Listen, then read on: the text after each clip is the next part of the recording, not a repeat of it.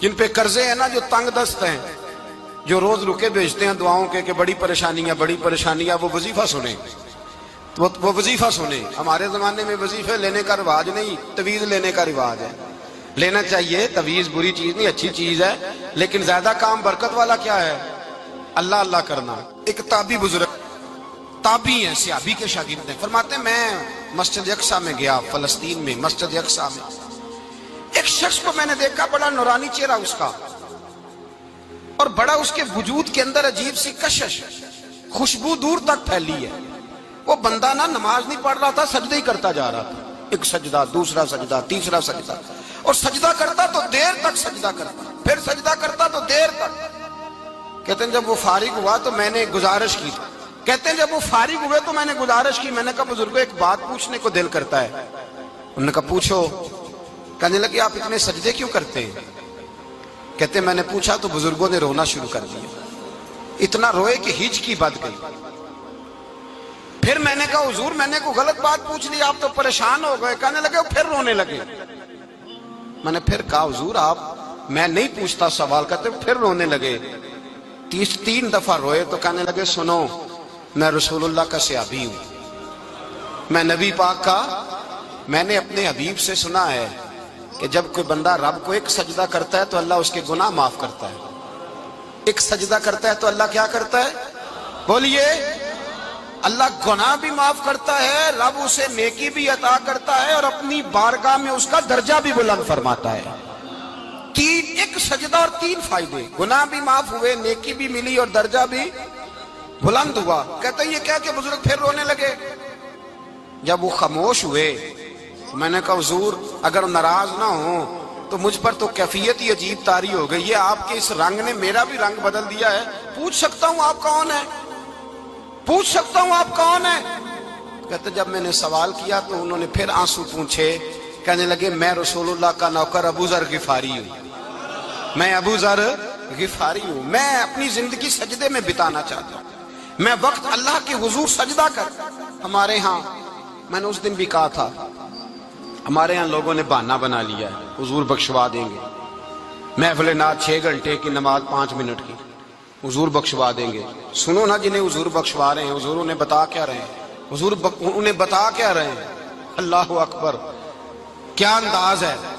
حضرت ربیعہ بن کعب کہتے ہیں میں حضور کو وضو کرایا کرتا تھا، بخاری مسلم میں۔ ایک دن حضور نے فرمایا سل یا ربیعہ، ربیعہ کچھ مانگ لو، تو کہتے ہیں میں نے مانگا تو پھر میں نے بھی وہ چیز مانگی جو سب سے قیمتی تھی۔ میں نے کہا حضور جنت میں وہ والا مکان چاہیے جس کی دیوار کے دوسری جانب آپ کا حجرہ انور ہو، جس کی دوسری سائیڈ پہ آپ کا گھر ہو، تو اڈی میری کاند سانجی ہو گئی، وہ والا مکان چاہیے۔ تو نبی پاک نے فرمایا جا تجھے دیا، جا تجھے، بولیے جا تجھے، کمال ہو گئی، جا تجھے دیا۔ کون دیتا ہے؟ دینے کو منہ چاہیے، دینے والا ہے سچا ہمارا، میں جا تجھے دیا۔ ایک میری بات یاد رکھنا، حضور کیا فرمایا؟ اپنی زندگی میں سجدے زیادہ کرنا۔ کیا زیادہ کرنا؟ چلو سارے بولے ایک دفعہ، کیا کرا؟ کیا زیادہ کرنے ہیں؟ تو حضور بھی فرماتے ہیں میرا جنت میں پڑوسی وہ ہوگا جو سجدے زیادہ کر کے آئے گا۔ تو میرے بھائی اگر تو سجدہ ہی نہیں کرتا، تو اس لذت سے ہی ناشنا ہے، نماز جلدی کی، باقی سارے کام لیٹ گئے، مسجدوں میں بیٹھے ہیں لوگ، خوش گپیاں چل رہی ہیں، بڑی لمبی، نماز کا وقت آیا تو چھوٹی ہو گئی، فٹافٹ کرو۔ نماز، عبادت، ریاضت، یہ تو بندے کو اللہ کے قریب۔ حضرت عبداللہ بن جعفر، حضرت جعفر طیار کے بیٹے تھے، نبی پاک کے پھوپھی کے بیٹے تھے، حضرت زبیر بن عوام رضی اللہ تعالیٰ، وہ انتقال کر گئے۔ ان کا جب وصال ہوا تو 10 لاکھ دینار کا قرضہ تھا ان پر، اور جو زمین انہوں نے چھوڑی وہ زمین بنجر تھی۔ لو سن لے، جن پر قرضہ چڑھا ہوگا وہ نسخہ بھی سن لے۔ جن پہ قرضے ہیں نا، جو تنگ دست ہیں، جو روز رکے بھیجتے ہیں دعاؤں کے کہ بڑی پریشانیاں، وہ وظیفہ سنیں، وہ وظیفہ سنیں۔ ہمارے زمانے میں وظیفے لینے کا رواج نہیں، تویز لینے کا رواج ہے۔ لینا چاہیے، تویز بری چیز نہیں، اچھی چیز ہے، لیکن زیادہ کام برکت والا کیا ہے؟ اللہ اللہ کرنا۔ کیا کام ہے؟ سجدہ کرنا برکت والا کام ہے۔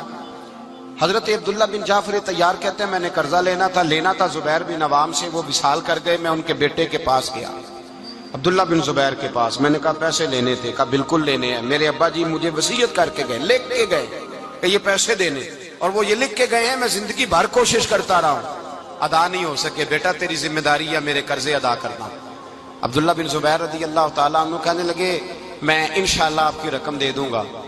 تو عبداللہ بن جعفر طیار کہنے لگے بھائی ہم دونوں آپس میں ہیں، کوئی شے نہیں چھوڑ کے گئے آپ کے ابا جی، کوئی چیز نہیں، توجہ ہے میری بات پر؟ یہ صحابہ کا ذرا انداز دیکھیے گا بندگی کا، کوئی چیز نہیں چھوڑی۔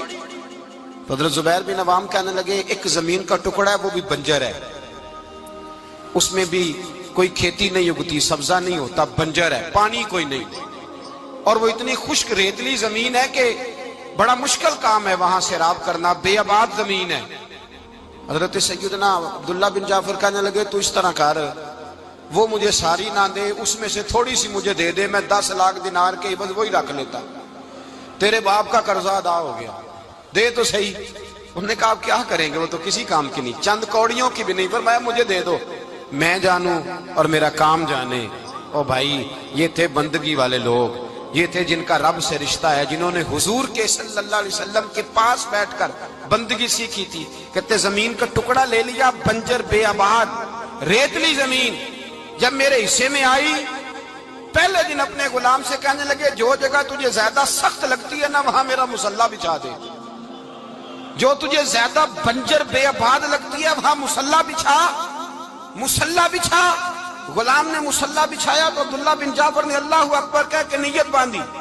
یہ حضرت جعفر طیار کے بیٹے ہیں، حضرت علی کے بھتیجے، انہوں نے نیت باندھی نماز کی، سر سجدے میں رکھا، رونے لگے، کہنے لگے اللہ میں بھی تیرا بندہ اور جس سے لینے تھے وہ بھی تیرا بندہ، خدا بندہ ہمارے درمیان مہربانی فرما، کرم نوازی کر، رحمت کا فیصلہ فرما۔ اتنا روئے کہ مصلی بھیگ گیا، کہتے اتنا تڑپ رہے تھے کہ صحابہ اکٹھے ہو گئے ان کے گرد، مصلی بھیگ گیا۔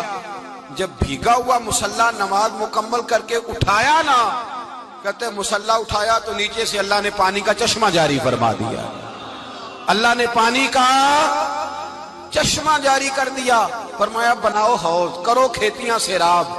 فرماتے ہیں جہاں ایک درخت نہیں اگتا تھا اللہ نے پورا باغ اگا دیا، جہاں ایک پھل نہیں ہوتا تھا وہاں عالی شان پھل لگ گئے، قرضے بھی ادا ہوئے۔ حضرت زبیر بن عوام کے بچوں کے پاس مال دولت بھی بچ گیا۔ لوگ جب کہتے ہیں یہ ساری کس چیز کی برکت ہے، اور فرماتے یہ ساری سجدوں کی برکت ہے، یہ رب کی بندگی کی برکت ہے، یہ اس کی بارگاہ میں نماز پڑھنے کی۔ مسلمان توجہ نہیں کرتا، توجہ نہیں، جاگ رہے ہیں آپ حضرات؟ یہاں کوئی حکومت اعلان کرے نا کہ ہر نماز کے بعد 500 روپیہ، کتنا جی؟ میرے خیال ہے کسی بھی نہیں ہونا مسجد جی، آؤ گے کہ نہیں؟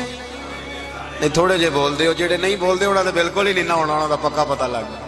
اور خدا کے بندو بات سمجھو، رب فرماتا ہے تو مسجد آدھا میں تجھے برکت عطا کروں گا۔ کئی جگہ مسائل نہیں بنا دیے گئے، وہ چھوڑو دیے تو نفل ہے، چھوڑو دیے تو غیر مؤکدہ ہے۔ اعلیٰ حضرت فاضل بریلوی فرماتے ہیں جو نفل چھوڑتا ہے نا ایک وقت آتا ہے سنت کے ترک کرنا شروع کر دیتا ہے، اور تارک سنت ایک وقت آتا ہے کہ واجبات کو چھوڑتا ہے، چونکہ وہ سیلاب اچانک نہیں آیا کرتے، پہلے چھوٹا سا سوراخ ہوتا ہے، دریا کے کنارے چھوٹا سوراخ ہوتا ہے، بند نہ کیا جائے تو بڑا ہو جاتا ہے، پھر اور بڑا ہو جاتا ہے، پھر وہ سیلاب بن جاتا ہے۔ کیا ہوتا ہے کہ جب ہم دیر کرتے ہیں، آپ دیکھ لیں دنیا داری میں لوگ کتنے آگے نکل گئے، کتنے دنیا داری کی جو چیزیں آئیں وہ غالب ہو گئیں۔ میں آپ سے پوچھ رہا ہوں جتنے لوگوں کے پاس موبائل ہیں اتنے لوگ نمازی بھی ہیں؟ موبائل بعد میں آ کے غالب ہو گیا سب پہ، اور نماز آپ یہ ایوریج نکالے نا، جتنے لوگ فیس بک پہ ہیں اتنے لوگ دینی تعلیم کے میدان میں بھی ہیں، پڑھنے پڑھانے کا مزاج بھی رکھتے ہیں۔ جتنی نصیحتیں کرنے میں آج لوگ نکلے ہوئے ہیں، کیا اتنی خیر بھی دنیا میں بٹ رہی؟ جتنی جدید ٹیکنالوجی آ گئی سب ہم نے حاصل کر لی، بری بات نہیں، ٹھیک ہے، اچھی بات، لیکن سوال یہ ہے کہ وہ باتیں جو سالوں سے ہو رہی ہیں اور جو ہمارے دین کے فرائض میں شامل ہیں ان پر عمل کب ہوگا؟ اور میں یہ بہت سارے لوگ ہیں نا دعوت دیتے ہیں کہ آپ تشریف لائیں، اس جگہ پہ آ کے کچھ بات کریں تو میں دوستوں سے کہتا ہوں تقریریں تو اب بڑی سن لی لوگوں نے، تو زمانہ ہو گیا تقریریں کرتے سنتے، سوال تو یہ ہے کہ جو سنا ہے اس پر عمل کس دن کرنا ہے، وہ پہلا قدم جو عمل کا ہے وہ کس دن اٹھانا ہے۔ یہ کوئی گورکھ دھندا تو نہیں ہے نا کہ نشستن گفتن برخاستن۔ دیکھیں نا قرآن مجید کی آیات نازل ہوتی تھی، صحابہ دوڑ پڑتے تھے عمل کرنے کے لیے۔ لن تنالوا البر حتی تنفقوا مما تحبون، تم بھلائی کو نہیں پہنچو گے جب تک اپنی پیاری چیز خرچ نہ کرو۔ تو یہ آیت ہم نے بھی سنی ہوئی ہے، میں آپ سے ہاتھ نہیں اٹھواتا، آپ خود اپنے آپ سے پوچھیں، میں اپنے آپ سے پوچھتا ہوں کب پیاری چیز لا کے خرچ کیا ہم نے اللہ کے راستے میں۔ لیکن جب نازل ہوئی تھی عبداللہ ابن عمر کو گھوڑا پیارا تھا، انہوں نے فوراً لا کے پیش کر دیا تھا۔ حضرت ابو طلحہ انصاری کو باغ پیارا تھا، انہوں نے فوراً لا کے حضور کی بارگاہ میں پیش کر دیا تھا۔ ہم کب یہ کام کریں کہ ہم سن رہے ہیں، ہمیں آتی ہے، ہم آگے بڑھا رہے ہیں، لیکن جلدی سے صحابہ کا یہ مزاج تھا کہ جیسے ہی ان تک خیر پہنچی انہوں نے عمل کر کے دکھایا، جیسے نصیحت ملی اس نصیحت پر وہ عامل ہو گئے۔ امام جعفر صادق رضی اللہ تعالیٰ عنہ سے ایک شخص نے پوچھا حضور میں دین کی خدمت کرنا چاہتا ہوں، تبلیغ کرنا چاہتا ہوں، کوئی طریقہ بتائیں۔ بہت سارے لوگ ہیں آج کل جو یہ چاہتے ہیں کہ جناب مجھے نہ کوئی آپ نسخہ بتائیں، کوئی سلیقہ بتائیں، میں دین کا کام کرنا چاہتا ہوں، دعوت خیر دینا چاہتا ہوں، کوئی طریقہ بتائیں۔ تو سیدنا امام جعفر صادق رضی اللہ تعالیٰ عنہ فرمانے لگے آسان طریقہ ہے، اور بغیر کسی فلسفے کے، بغیر کسی الجھی ہوئی گتھی کے سلجھی ہوئی بات ہے، بالکل طے۔ تو دین کی تبلیغ کرنا چاہتا ہے؟ اس نے کہا ہاں۔ تو فرمانے لگے بڑا آسان نسخہ ہے، اگر تو دین پھیلانا چاہتا ہے، تبلیغ کرنا چاہتا ہے، تو دین پر عمل کرنا شروع کر دے۔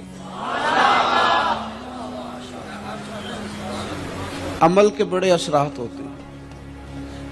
عمل، حضرت باجید بستامی فرمایا کرتے تھے جس نے ہماری خاموشی سے کچھ نہیں سیکھا وہ ہماری تقریر سے کیا سیکھے گا۔ یہ جو عمل ہوتا ہے یہ اتنی بڑی خاموش تبلیغ ہے، اتنی بڑی۔ امام جعفر صادق فرمانے لگے تو عمل کر، وہ تیرا عمل کرنا۔ آپ پڑھیں گھر میں نماز، آپ کے بچوں کو شوق ہو جائے گا، آپ کھولیں گھر میں قرآن مجید، آپ کے بچوں کا دل لگ جائے گا۔ آپ بیٹھے تسبیح لے کے کہ آج میں نے آدھا گھنٹہ محبوب کی بارگاہ میں درود و سلام عرض کرنا ہے، بچوں کی طبیعت لگ جائے گی۔ عمل جو ہوتا ہے اس کا فیض بٹتا ہے، نیکی میں آگے بڑھنے کی جد و جہد، کوشش کرنا کہ میں ذرا خیر کے کام میں آگے نکلوں۔ کیا کہا حضرت عمر نے؟ کبھی ہم سنتے ہیں باتیں، کبھی اس کی گہرائی میں اترو نا۔ سیدنا فاروق اعظم فرماتے ہیں میری ساری عمر دوڑ لگی رہی کہ میں ابو بکر صدیق سے نیکیوں میں آگے نکل جاؤں۔ ساری زندگی میری دوڑ رہی، جد و جہد رہی کہ میں ابو بکر صدیق سے آگے۔ 2.5% زکوٰۃ ہے، عمر کہتے ہیں میں 50% لے کے آیا تھا، لیکن میں 50% پہ پہنچا تھا تو ابو بکر 100% پہ پہنچ گئے تھے، وہ سارا ہی لے آئے تھے۔ میری دوڑ رہی، جد، یہاں بھی دوڑ ہے، میری عزت کرو، میرے آنے پہ کھڑے ہو جاؤ، معاذ اللہ میرا اکرام کرو، میں فلاں صاحب ہوتا ہوں، قبیلے میں، برادری میں، سوسائٹی میں، سماج میں یہ نام رکھتا ہوں، میں فلاں سیاسی، سماجی، فلاحی، رفائی تعارف رکھتا ہوں، میرا فلاں معاملہ ہے۔ یہ اس مزاج میں دوڑ لگ گئی، اس طبیعت کی دوڑ لگ گئی، مجھے بھی مانا جائے، مجھے بھی گنا جائے، مجھے بھی شمار کیا جائے، میرا بھی نام ہو جائے، مجھے بھی اگلوں میں رکھا جائے، قرب والوں میں میرا بھی تذکرہ کیا جائے۔ جو دوڑ ہمیں بتائی اور سکھائی گئی تھی اس دوڑ میں ہم شریک کیوں نہیں ہوتے؟ اس میں آگے کیوں نہیں نکلتے؟ وہ جو ہمیں فرمایا گیا تھا کہ تمہیں پتہ چل جائے پہلی صف کا ثواب کتنا ہے تو تم قرآن اندازی کرو۔ تو یہ قرآن اندازی کس دن ہونی ہے؟ یہ والی قرآن اندازی کس دن ہونی ہے؟ لیکن وہ قرآن اندازیاں تو ہو رہی ہیں عمرے کے ٹکٹ کی، اتنے عمرے کے ٹکٹ، اتنے عمرے کے، اچھی بات ہے، اس کی بھی کوئی مخالفت نہیں، لیکن جو کام جس میں آگے بڑھنا تھا، جس میں جد و جہد کرنی تھی، جس میں دوڑنا تھا، جس میں کاوش کرنی تھی، اس میں تو ہم پیچھے ہیں۔ زندگی اتنی تیزی سے گزر رہی ہے، آپ یقین کریں پیچھے پلٹ کے دیکھتے ہیں تو پتہ ہی نہیں چلتا کتنے سال بیت گئے۔ بھی ایسے لگتا ہے کل ہی تو ابھی داخل کرایا تھا گھر والوں نے اسکول میں، ابھی اگلے دن کی بات ہے، دارالعلوم میں داخل ہوئے تھے اور اتنے سال بیت گئے، اتنا وقت گزر گیا۔ ہم عجیب مزاج کے لوگ ہیں، یہ چاہتے ہیں کہ ہمارے بچے بڑے ہو جائیں، یہ نہیں چاہتے کہ ہم بوڑھے ہو جائیں۔ دیکھیں اگر بچے بڑے ہوں گے تو لازمی نتیجہ ہے کہ ان کے بڑے، لیکن ہم دونوں باتوں میں اپنا مزاج رکھتے ہیں، بچے بھی بڑے چاہیے ہمیں اور ہم خود بھی اپنے آپ کو بوڑھا تسلیم کرنے کو تیار۔ ماشاءاللہ جی میرا بیٹا جوان ہو گیا، تو جناب آپ کیا ہو گئے؟ اب آپ بھی تو بتائیں نا، آپ کہاں پہنچ گئے؟ وہ کیا دور تھا جب کہتے تھے میرے بیٹے کو میرا جوتا پورا آنے لگا ہے۔ جیسے جیسے بچے بڑے ہوتے تھے والدین کے لہجے میں ٹھہراؤ آتا تھا، ان کی 5 نمازوں کے ساتھ تہجد بھی شروع ہوتی تھی، اشراق اور چاشت بھی شروع ہوتی تھی۔ وہ چاہتے تھے کہ ہمارے بچے ہمیں زیادہ سے زیادہ خیر کرتا دیکھیں، وہ اپنے لفظوں پر، جملوں پر، زبانوں پر، انداز پر کنٹرول کرتے تھے۔ میاں بیوی ایک دوسرے سے کہتے تھے اب لڑنا نہیں ہے، بچے اثر قبول کرتے ہیں، بڑے ہو گئے، اب ہمیں ماحول اور طرح کا بنانا ہے۔ کب آگے نکلیں گے نیکیوں میں؟ کب ہم جد و جہد کریں گے؟ کب ہم یہ والا کام کریں گے کہ نہیں اب مجھے سنور جانا چاہیے، نہیں اب میرے اندر مثبت تبدیلی آنی چاہیے، نہیں اب مزاج میں حلم، بردباری، وقار، وفاداری، یہ چیزیں مجھے پیدا کرنی چاہیے؟ کب بچپنا ختم ہوگا؟ وہ کسی درویش نے کہا تھا نا کہ میں نے 22 سال کے بوڑھے دیکھے اور میں نے 65 سال کے بچے دیکھے۔ کہا جناب کیا معنی؟ کہنے لگے معنی یہ ہے کہ بزرگی سمجھ کے ساتھ ہوتی ہے، عمر کے ساتھ تھوڑی ہوتی ہے۔ وہ تو سمجھ کے ساتھ ہے، جس دور میں سمجھ آ گئی، شعور آ گیا، سمجھ گئے بات کو۔ ورنہ بعض لوگ معذرت کے ساتھ بعض لوگ ساری زندگی سمجھدار ہونے کو تیار ہی نہیں ہیں۔ وہ کچھ ایسی باتیں کرتے ہیں جو ان کے منصب سے میچ ہی نہیں کرتی، ان کے سٹیٹس کے ساتھ وہ اٹیچ نہیں ہوتی۔ بھئی یہ بات آپ کو نہیں کرنی چاہیے تھی، آپ کا معیار یہ نہیں تھا، معیار بلند ہے آپ کا، آپ اپنے سٹیٹس کے حساب سے بات کریں گے۔ تو میرے عزیز آگے بڑھا جائے۔ اب تو کئی ہمارے کلاس فیلو چلے گئے، کئی ساتھ رہنے والے چلے گئے، کئیوں کو ہم دیکھتے ہیں وہ کہتے ہیں یار مہینوں ہو گئے چارپائی پہ پڑے، ملاقاتیں ادھوری رہ گئی ہیں، کئی باتیں ضروری رہ گئی ہیں، کئی لوگ رخصت ہو گئے، تو کیا ہم کب کس وقت ہم عبرت پکڑیں؟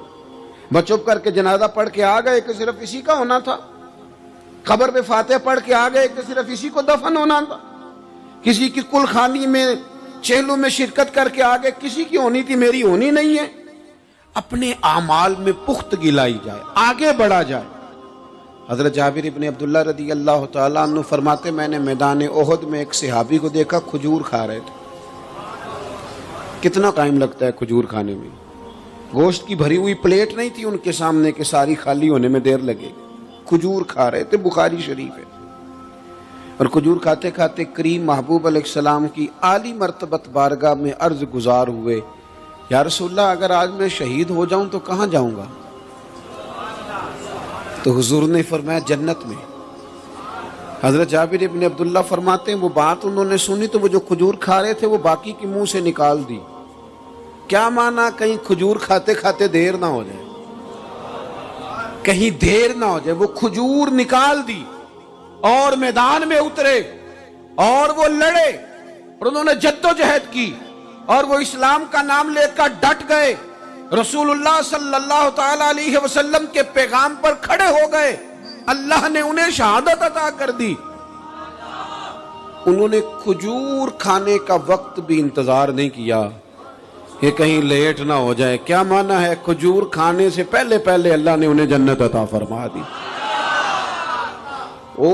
ہمارا تو جناب وہ میرا پروگرام بن گیا، بس میں حج کر رہا ہوں، پھر اس کے بعد میں نے ولی اللہ ہو جانا۔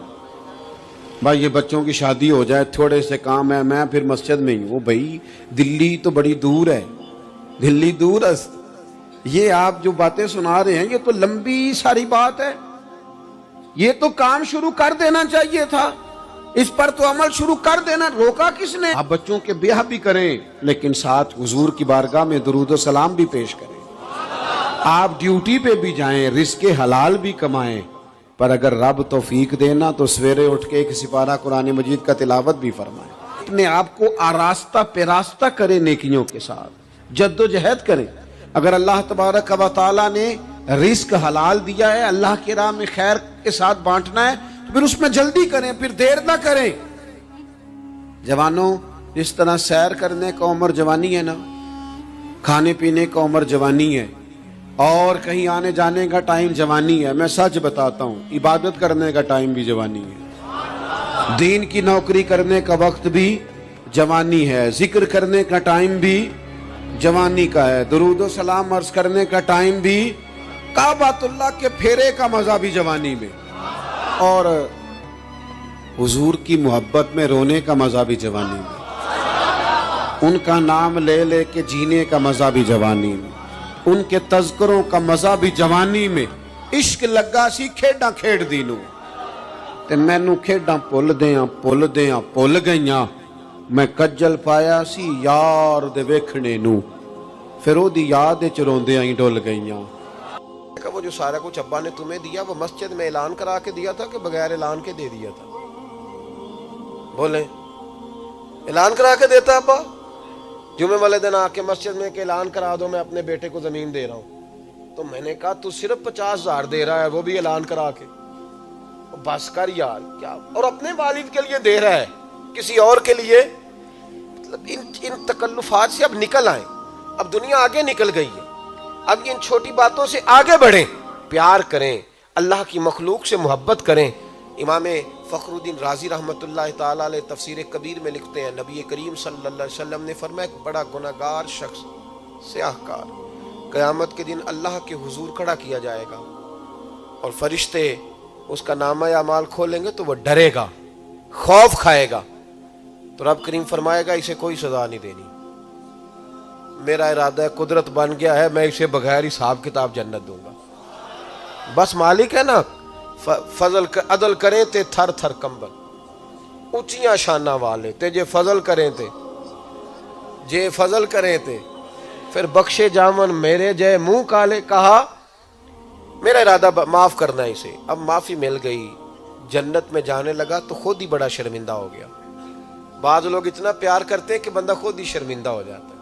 शर्मिंदा होके कहने लगा, मौला मुझे तो अपने दिनों का भी पता है, रातों का भी, करीमा कोई ऐसी शय नहीं जिससे माफी मिल जाए, तो मुझे बता दिया जाए कि क्या सबब बना मेरी बख्शिश का। तो रब करीम ने फरमाया, अपने गांव में, अपने शहर में, अपने मोहल्ले में एक दिन तो रात को गुजर रहा था, तेरे पैर से एक रोड़ा टकराया था। कोई बंदा नहीं था जो फोटो खींच लेता तेरी अखबार में देता, अब तो फटाफट फेसबुक पे आ जाते हैं ना। तो ये कोई नहीं था तेरे इश्तिहार छापने वाला, कोई नहीं था नारे लगाने वाला, कोई तारीफ करने, कोई, अंधेरी रात थी, अंधेरा था, कोई था ही नहीं। और उस अंधेरे में तूने वो रोड़ा उठाया अपने हाथ से और फिर थोड़ा तकल्लुफ करके तू कोने में गया और तूने उसको दूर फेंका। क्यों फेंका था? तेरा तो कोई नफा नहीं था। तो बंदा अर्ज करता है, मालिक वो मेरे दिल में ख्याल आया कि मेरे गांव में, मेरे मोहल्ले में बूढ़े भी हैं, बीमार भी हैं, औरतें भी हैं, बच्चे भी हैं, अल्लाह मैंने उनकी खातिर वो रोड़ा फेंक दिया। मेरे महबूब फरमाने लगे, रब फरमाएगा तो रात के अंधेरों में मेरे बंदों का ख्याल रखता था, तो मैं क़यामत के अंधेरों में तेरा ख्याल ना करूं? आज तेरा ख्याल ना करूं? बस वो तेरी नेकी, शर्त यह है कि इखलास वाली हो, शर्त यह है कि तसन्नो से, बनावट से, रियाकारी से पाक हो, शर्त यह है कि अल्लाह की रिजा के लिए। कहा वो तेरी नेकी इतनी पसंद आई कि वो तेरे सारे गुनाहों पर स्याही फेर के आज तुझे बगैर हिसाब किताब जन्नत देने का इरादा कर ली। ये लेकिन यहाँ तो मामला ये है,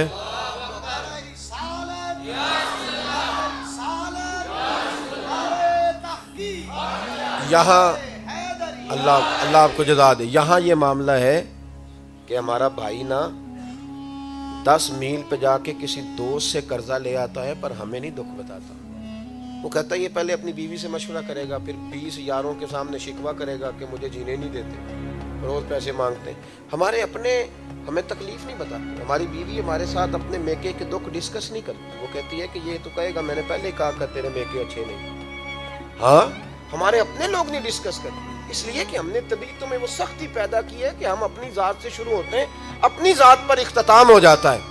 इस तरह तो खत्म हो जाएंगे हम। جو اپنی ذاتیں بناتے رہتے تو مٹ جاتے ہیں، کچھ ان کے ہاتھ نہیں آتا.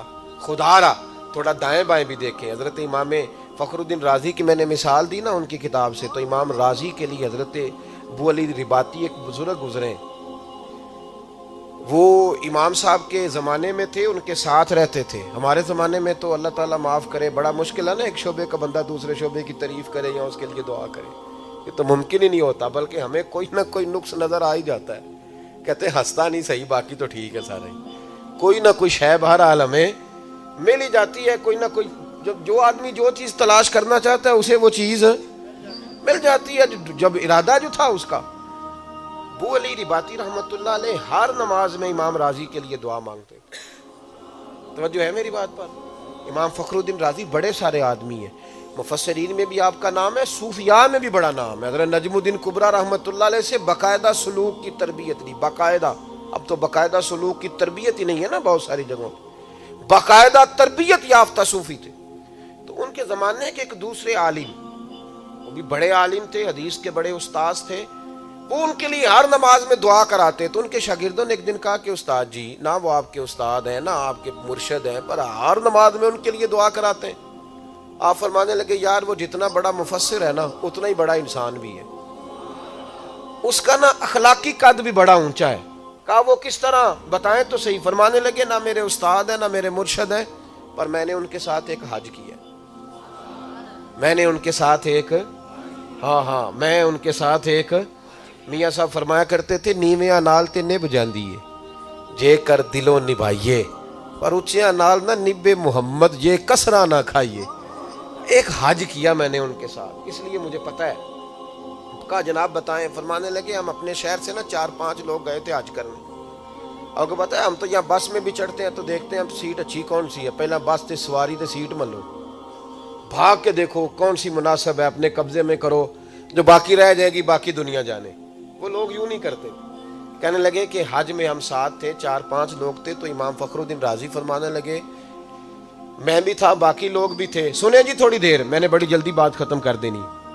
کہنے لگے کہ فرمانے لگے امام رازی کہ میں تمہیں ایک شرعی مسئلہ نہ بتاؤں. توجہ کریں جی میری بات پہ. ایک شرعی مسئلہ. تو ہم نے کہا حضور بتلائیے. تو فرمانے لگے حضور علیہ السلام کا طریقہ تھا جب 3 یا 3 سے زیادہ لوگ سفر کرتے تھے تو حضور ایک کو امیر مقرر کرتے تھے. وہ بحث ختم ہو جاتی ہے کہ بریک کہاں لگانی ہے، کھانا کیا ہے، سونا کہاں ہے، نماز کہاں پڑھنی ہے، پھر امیر کی اطاعت ہوتی رہتی ہے.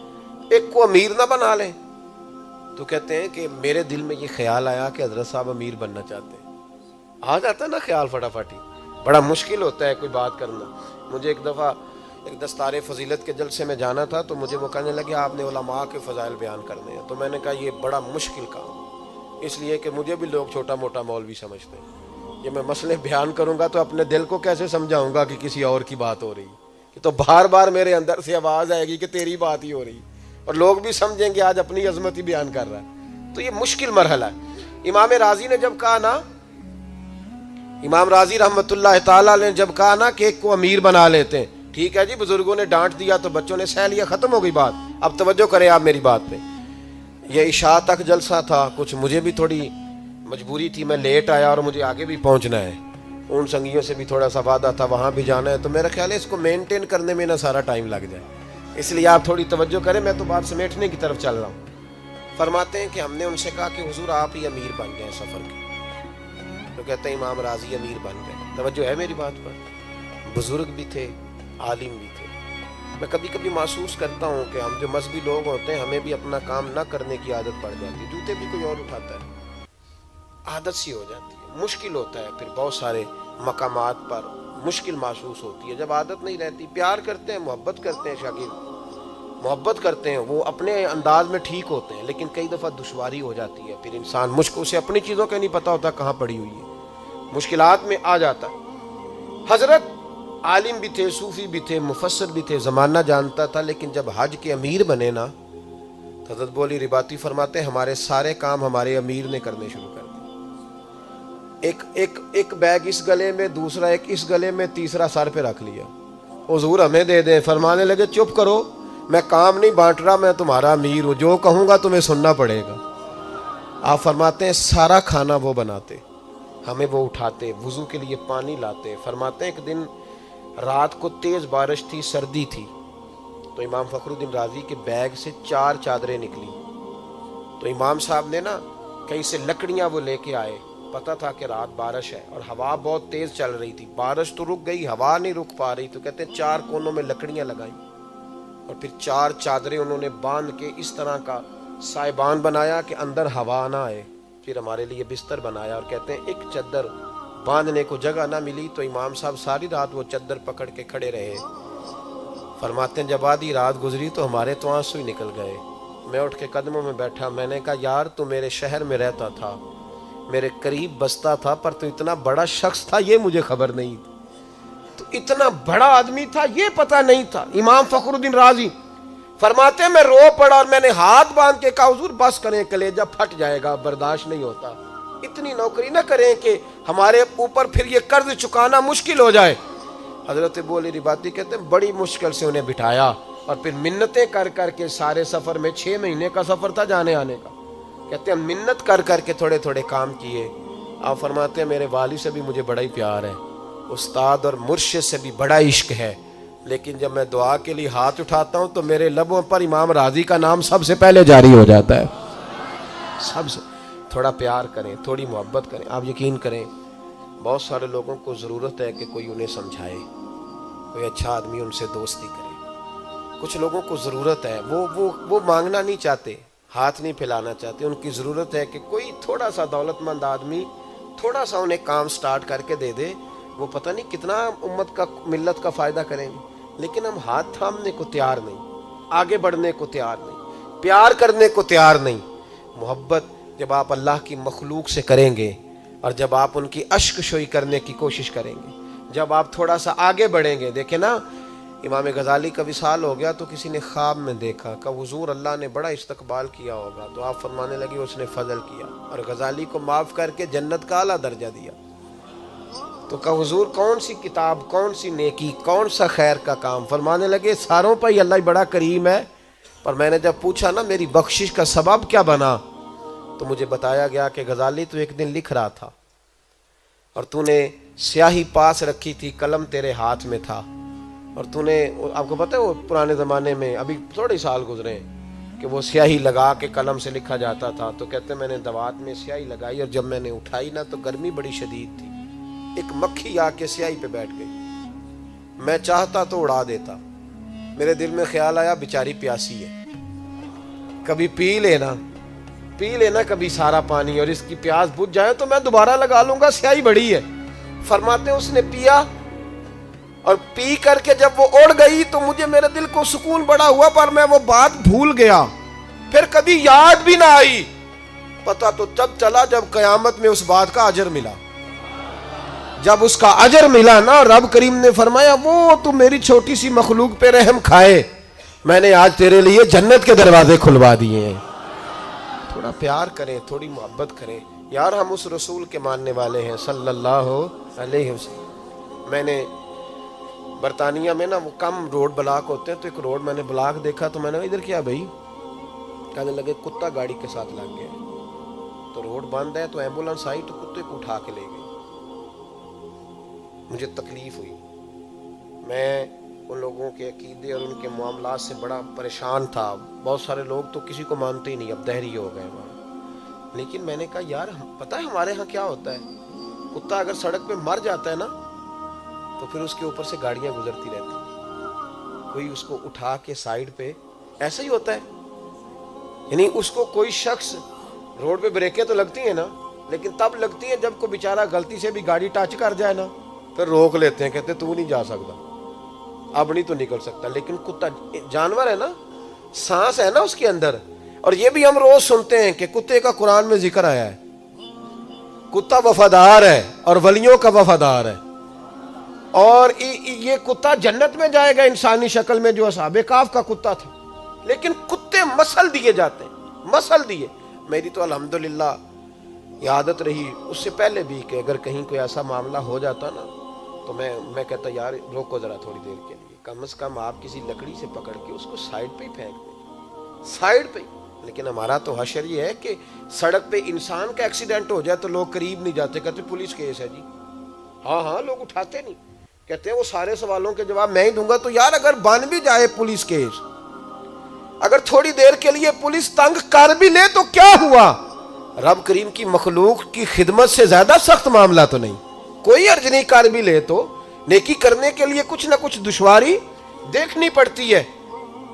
حضرت علی المرتضیٰ شیر خدا رضی اللہ تعالیٰ عنہ فرماتے, جب ہم فتح مکہ کے لیے اندر داخل ہو رہے تھے نا, مکے کے اندر داخل ہو رہے تھے, فتح مکہ کا موقع تھا, تو فرماتے ہیں آگے آگے نبی پاک صلی اللہ علیہ وسلم تھے, تو سامنے نا ایک کتیا اپنے بچوں کو, یہ مسند امام احمد میں موجود ہے, ایک کتیا اپنے بچوں کو دودھ پلا رہی تھی, کتیا بچوں کو دودھ پلا رہی تھی. تو فرماتے ہیں حضور نے اشارہ کیا تو قافلہ رک گیا, اور پھر نبی کریم صلی اللہ علیہ وسلم نے قافلے والوں کو کہا کہ ذرا اوپر سے ہو کے آؤ, اور پھر 2 صحابہ کی ڈیوٹی لگائی, فرمایا یہاں کھڑے ہو جاؤ جب تک یہ کتیا بچوں کو دودھ پلاتی ہے کوئی آدمی یہاں سے گزرے نہ, اس لیے کہ ان بچوں کو تکلیف ہوگی, انہیں تکلیف ہوگی, یہ یہاں سے کوئی گھوڑا گزرے گا تو انہیں دودھ چھوڑنا پڑے.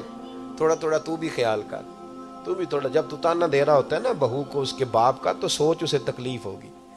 جب تو داماد کو تانا دے رہا ہوتا ہے نا کہ مجھے پتہ ہے تیرے سارے خاندان کا, تو پھر ذرا سوچ کہ اسے تکلیف ہوگی.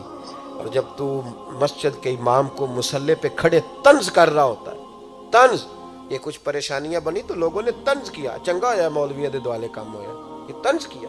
اللہ سے ڈر نہیں آتا؟ کتنے لوگ گرفتار ہوئے. گرفتار ہونا اور قید میں جانا کوئی مطلب, لیکن اس کو طنزیہ بنا لینا, پھبتیاں کسنا, یہ کام کرنا, یہ درست نہیں ہے. تھوڑا تھوڑا خیال فرمایا کریں, چیزوں کو دیکھا کریں. ہمارے معاملات بڑے عجیب ہوتے جا رہے ہیں. ہم کسی کی گردن جھکتی ہے, کسی کے اوپر کوئی تکلیف آتی ہے تو ہم خوش ہوتے ہیں. پیار بانٹیں, محبت کریں, دائیں بائیں توجہ کریں, آپ کتنا کسی کے کام آ سکتے ہیں. دعا کرتا ہوں اللہ کی بارگاہ میں جو میں کہہ سکا مالک اسے قبول فرمائے. جہاں دوران گفتگو ہم بھول گئے اللہ ہم سے درگزر فرمائے.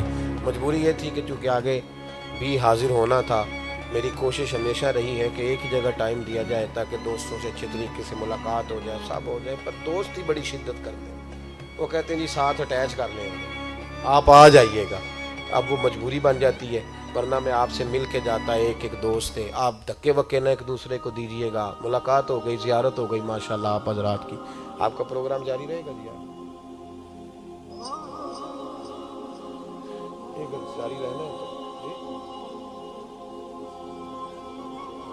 جی نہیں آپ نے, میں تو اجازت لوں گا, حضرات میں سے کسی نے کرنا. اللہ تعالیٰ آپ کو جزا دے, ذرا مجھے پہنچنا, میں حاضر تھا.